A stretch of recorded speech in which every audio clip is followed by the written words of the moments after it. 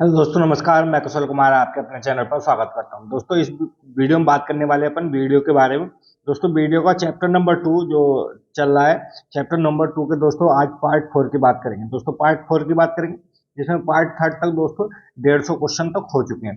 दोस्तों, चलो 153 क्वेश्चन तक हो चुके हैं। दोस्तों, आज बात करेंगे 153 से आगे की। पहले बात कर लेते हैं, लास्ट क्वेश्चन जो कराया था वो था पंचायत समिति में शिक्षा समिति का सभापति कौन होता है। दोस्तों, ग्राम पंचायत में दोस्तों 6 समितियां बनाई जाती है जिसमें एक शिक्षा समिति भी होती है। इन 6 समितियों में दोस्तों ये इधर है, यहाँ पे 6 समितियां। इन 6 समितियों में से एक शिक्षा समिति है जिसका अध्यक्ष जो बनाया जाता है, सभापति, वो ग्राम प्रधान को बनाया जाता है। एक्चुअल में दोस्तों 6 की 6 सभापतियों का सभापति ही प्रधान होता है। इन 6 समितियों का प्रधान सभापति प्रधान होता है। शिक्षा समिति का सभापति प्रधान होता है। इस समिति के 6 सदस्य होते हैं जिसमें एक अनुसूचित जाति और जनजाति, एक महिला और पिछड़ा वर्ग से सदस्य अनिवार्य है। इस समिति में 7 विशेष सदस्य भी आमंत्रित किए जाते हैं। दोस्तों अगला क्वेश्चन 154 में क्वेश्चन है कि पंचायत उत्तर प्रदेश पंचायती राज अधिनियम की किस धारा में संयुक्त समिति गठन की उल्लेख किया गया। दोस्तों, संयुक्त समिति गठन का उल्लेख किस धारा में किया गया, जो 1900 जो दोस्तों अधिनियम है उत्तर प्रदेश का पंचायती राज अधिनियम, तो ये बात करेगी धारा 30 में। दोस्तों, धारा 30 में दोस्तों संयुक्त समिति की बात करेगी। दोस्तों, अगला कि ग्राम पंचायत का अध्यक्ष कौन होता है। दोस्तों, ग्राम पंचायत का अध्यक्ष जो होता है वो ग्राम प्रधान होता है। कौन होता है दोस्तों? ग्राम प्रधान होता है, ग्राम पंचायत का अध्यक्ष होता है। दोस्तों, अगला कि निम्नलिखित में से कोई व्यक्ति एक साथ किन किन पदों को धारण कर सकता है। तो दोस्तों, ग्राम पंचायत का प्रधान, अन्य न्याय पंचायत, दोस्तों ये भी गलत है। एक से अधिक प्रादेशिक निर्वाचन क्षेत्र का ग्राम पंचायत का सदस्य, ये भी दोस्तों गलत है। अगला कि ग्राम पंचायत का सदस्य व न्याय पंचायत का पंच भी हो सकता है। दोस्तों, ये तीनों ही ऑप्शन गलत है। इसका डी ऑप्शन सही है, इनमें से कोई नहीं। दोस्तों, अगला क्वेश्चन 157 में कोई व्यक्ति ग्राम पंचायत का प्रधान या सदस्य या न्याय पंचायत का पंच निर्वाचित होने के लिए अनिवार्य होगा। तो दोस्तों ये है कि राज्य विधानमंडल का सदस्य है, किसी जिले का पंचायत सदस्य है या उपाध्यक्ष है, या सहकारी संस्था का अध्यक्ष या उपाध्यक्ष है। तो दोस्तों ये अनिवार्य मतलब कोई भी इनमें क्राइटेरिया नहीं है जो दोस्तों ग्राम पंचायत का प्रधान सदस्य न्याय पंचायत का सदस्य निर्वाचित होने के। दोस्तों डी ऑप्शन है। दोस्तों अगला कि उत्तर प्रदेश पंचायत विधि अधिनियम 1994 के अनुसार यदि कोई व्यक्ति 2 या 2 से अधिक पदों को धारण करता है तो किसी के अंदर उसे एक पद के अतिरिक्त शेष पदों से त्याग पत्र देना होगा। तो दोस्तों 60 दिन के अंदर अंदर उसे जो दूसरे पद धारण कर रखे हैं उन्हें से इस्तीफा देना होगा। केवल एक पद धारण करने की अनुमति है। दोस्तों अगला कि राज्य सरकार किसके अनुरोध पर पंचायत क्षेत्र के नाम में परिवर्तन कर सकती है। तो दोस्तों ये संबंधित ग्राम पंचायत जो होती है उसके अनुरोध पर दोस्तों ग्राम पंचायत का दोस्तों नाम चेंज किया जा सकता है। पंचायत क्षेत्र का नाम दोस्तों चेंज किया जा सकता है अगर ग्राम पंचायत चाहे तो। दोस्तों अगला कि किसी ग्राम पंचायत में जिसकी जनसंख्या 1000 है तो दोस्तों कितने सदस्य होंगे। तो दोस्तों ये 9 सदस्य होंगे। 1000 की जनसंख्या तक दोस्तों 9 सदस्य और 1000 से 2000 की जनसंख्या तक दोस्तों 11 सदस्य होते हैं। उसके बाद होते हैं दोस्तों 13 और 3000 से ऊपर की जनसंख्या होती है तो दोस्तों 15 सदस्य ले जाते हैं। दोस्तों अगर ग्राम पंचायत के संगठन को अधिसूचित करने के लिए ग्राम प्रधान के अतिरिक्त कितने सदस्यों को निर्वाचित होना आवश्यक है। तो दोस्तों ये 2/3 सदस्यों को निर्वाचित होना आवश्यक। ग्राम पंचायत के संगठन को तब तक जब इस प्रकार अधिसूचित नहीं किया जाएगा जब तक ग्राम प्रधान के और कम से कम 2/3 सदस्य निर्वाचित ना हो। तो दोस्तों 2/3 सदस्य निर्वाचित होना जरूरी है। दोस्तों अगला है कि ग्राम पंचायत में कितने स्थान महिलाओं के लिए आरक्षित है। दोस्तों 1/3 यानी 33% आरक्षण दोस्तों महिलाओं के लिए ग्राम पंचायत में दिया गया है। दोस्तों अगला क्वेश्चन है कि किसी ग्राम पंचायत की बैठक सामान्यतः प्रत्येक माह में कितनी बार होती है। दोस्तों ग्राम पंचायत की बैठक प्रत्येक माह में सामान्य तौर पर एक बार होती है। कार्य संपादन के लिए ग्राम पंचायत की बैठक सामान्यतः प्रत्येक माह में कम से कम एक बार होती है, किंतु लगातार 2 बैठकों के बीच 2 माह का अंतर नहीं होना चाहिए। अगर दोस्तों किसी वजह से बैठक नहीं होती है तो दोस्तों इन बैठकों के बीच में 2 माह से ज़्यादा का अंतर नहीं होना चाहिए। दोस्तों अगला क्वेश्चन है ग्राम प्रधान को हटाने के लिए कितने सदस्यों की आवश्यकता पड़ती है। दोस्तों अगर किसी प्रधान को हटाना है गांव के तो 2/3 सदस्यों की आवश्यकता होती है, यानी ग्राम सभा के उपस्थित और मतदान करने वाले सदस्यों के 2/3 बहुमत द्वारा ग्राम प्रधान को हटाया जा सकता है। यानी जो ग्राम में वोटर होते हैं उनका अगर 2/3 लोग चाहें कि प्रधान को हटाना है तो दोस्तों हटा सकते हैं। इसके लिए दोस्तों 15 दिन सूचना देनी होगी प्रधान को। दोस्तों अगला कि ग्राम सभा की बैठक में कितने सदस्यों की गणमूर्ति आवश्यक है। तो दोस्तों ग्राम सभा की बैठक में दोस्तों गणमूर्ति जो मानी जाती है 1/5 सदस्य गणमूर्ति मानी जाती है। ग्राम सभा की बैठक जो होगी उसमें गणमूर्ति की संख्या दोस्तों 1/5 होना आवश्यक है। दोस्तों अगला कि ग्राम पंचायत द्वारा निम्नलिखित में किस प्रकार के कृत्य का संपादन यानी कार्यों का संपादन किया जाता है। तो दोस्तों कृषि, जिसके अंतर्गत कृषि विस्तार भी है। अगला कि भू विकास, भूमि सुधार का क्रियान्वयन, चकबंदी और भूमि संरक्षण। दोस्तों ये भी है दोस्तों लघु सिंचाई और जल व्यवस्था और जल आरक्षण किसका विकास। दोस्तों ये चारों ही ऑप्शन इसके ठीक है, तो दोस्तों डी ऑप्शन है।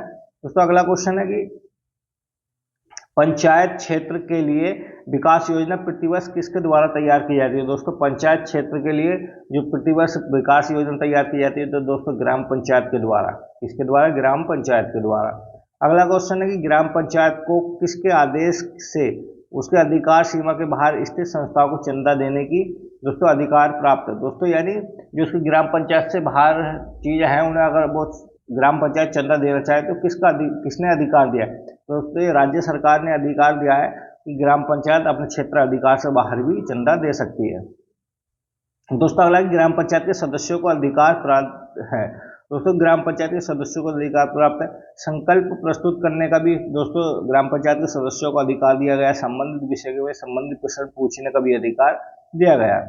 दोस्तों अगला कि यह ग्राम पंचायत का कोई भी सदस्य बैठक में कोई संकल्प प्रस्तुत कर सकता है, यदि कोई अपना सुझाव प्रस्तुत कर सकता है और ग्राम प्रधान या ग्राम पंचायत के प्रशासन के संबंधित विषयों में प्रश्न पूछ सकता है। दोस्तों अगला कि भूमि प्रबंधक समिति के प्रमुख कार्य क्या है। तो दोस्तों भूमि प्रबंधक समिति के जो प्रमुख कार्य हैं दोस्तों ये सभी इसके प्रमुख कार्य हैं।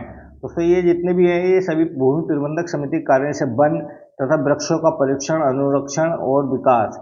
अगला कि जोत चकबंदी में सहायता देना और बाजार हाटों का मेलों का प्रबंध करना। दोस्तों ये सभी भूमि प्रबंधन समिति होती है ग्राम पंचायत में, उसका प्रमुख कार्य है। दोस्तों धारा 28 क्या के दोस्तों ये बात करी गई है। अगला ग्राम पंचायत भूमि प्रबंधन समिति का कोई भी सदस्य किसकी अनुमति के बिना लाइसेंस पट्टा वितरित करने का प्रयत्न नहीं करेगा।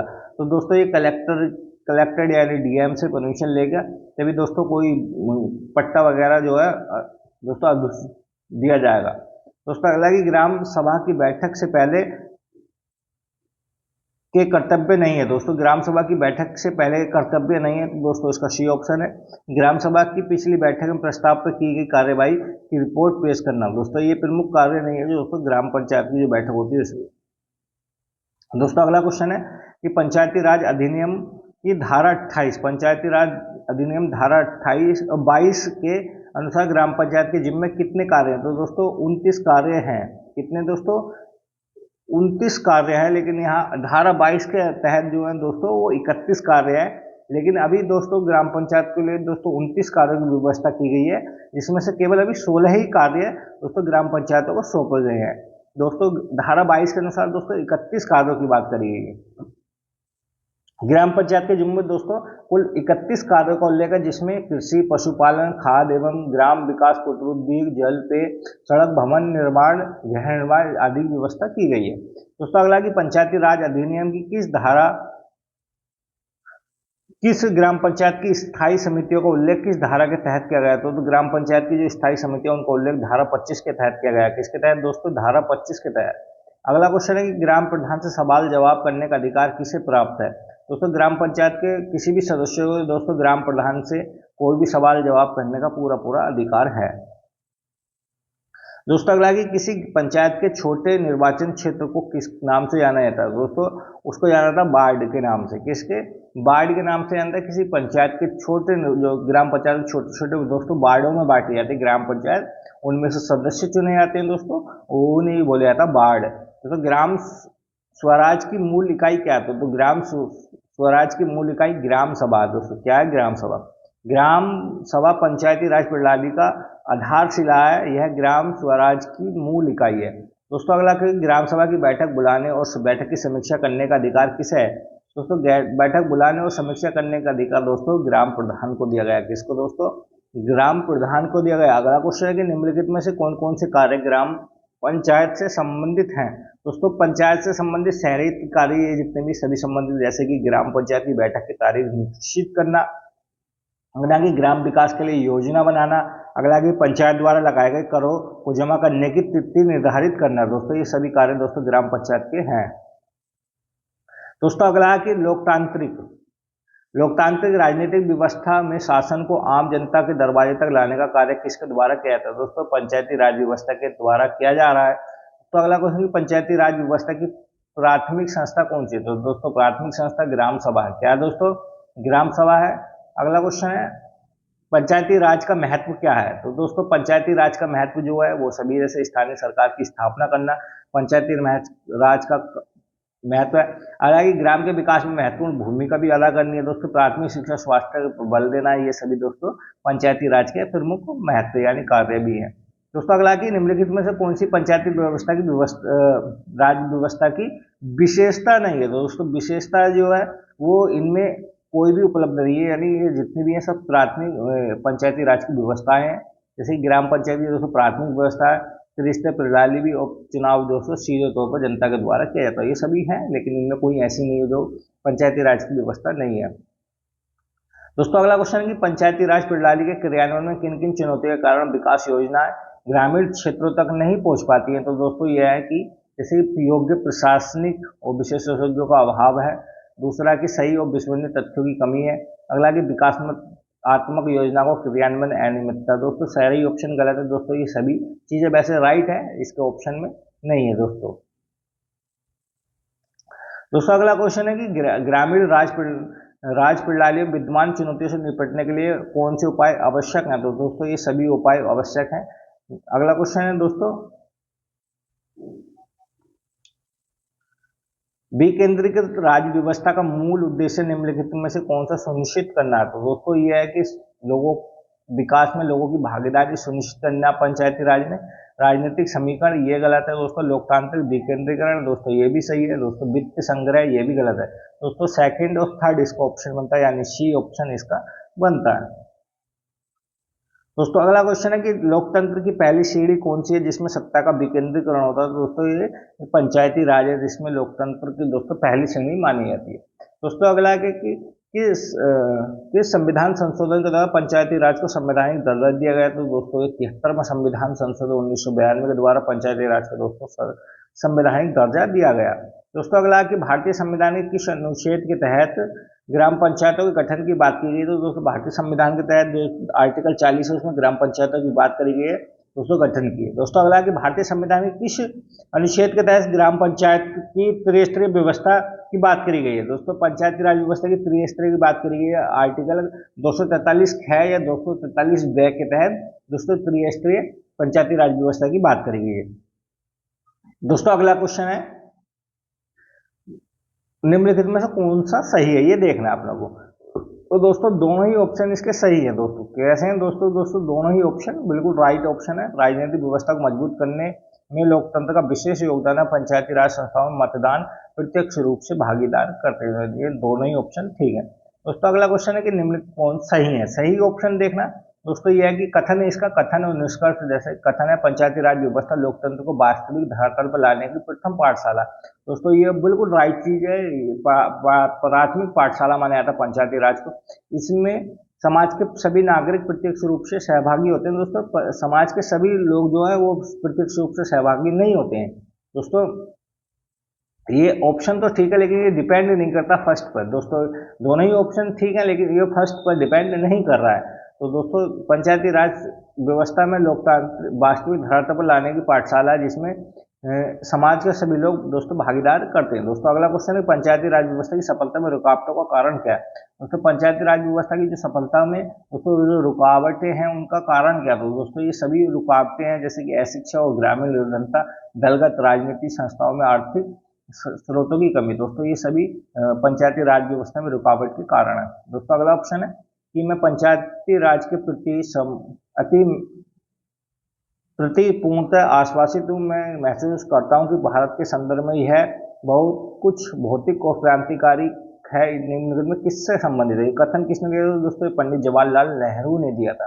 अगला कि सच्चे लोकशाही केंद्र में बैठे 20 आदमी नहीं चला सकते, वह तो जमीनी स्तर पर गांव के लोगों द्वारा चलाई जानी चाहिए। कथन किसका है दोस्तों? ये महात्मा गांधी जी के द्वारा है, महात्मा गांधी जी ने दिया था।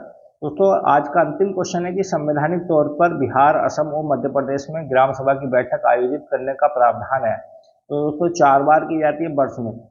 इन राज्यों में ग्राम सभा की बैठक वर्ष में 4 बार आयोजित करने का प्रावधान है। मध्य प्रदेश में ग्राम सभा की बैठक को पंचायत सचिव द्वारा बुलाई जाती है।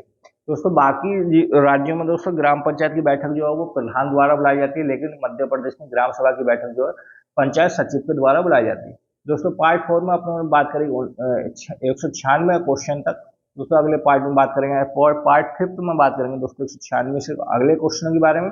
दोस्तों वीडियो अच्छी लगी तो वीडियो जरूर लाइक करना, चैनल को सब्सक्राइब करना, दोस्तों वीडियो जरूर शेयर करना। दोस्तों धन्यवाद दोस्तों।